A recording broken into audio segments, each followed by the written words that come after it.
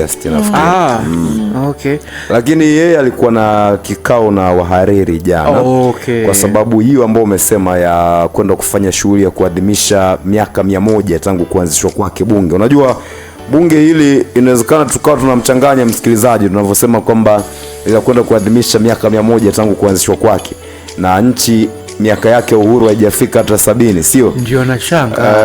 Tunatazama bunge na misingi ya uanzishwaji wake toka wakati wa ukoloni. Okay. Toka wakati ambapo tulikuwa na bunge la Afrika Mashariki, wakati ambao Tanzania, Uganda pamoja na Kenya walikuwa chini ya utawala wa Mwingereza. Tunafahamu kwamba mataifa haya matatu yalikuwa kwa wakoloni wawili tofauti.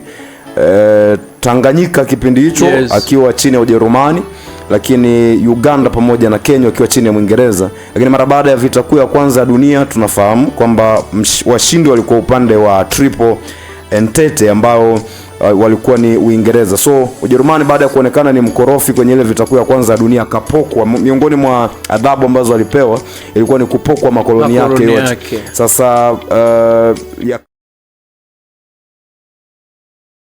hayana mwenyewe lakini chini ya uangalizi wa mataifa mengine, na Tanganyika akachukua Mwingereza. Kwa Mwingereza alivyochukua Tanganyika maana akawa na mataifa matatu hapo ambayo anayaongoza. Kwa alichokifanya katika uongozi wake huo wa kikoloni, akawa ameunda bunge la pamoja la haya makoloni yake matatu, likaanza mapema sana mwanzoni mwa miaka 1920 na huko 1926 I think, ilikuwa hivyo, kumbukumbu zangu zinanikumbusha hivyo.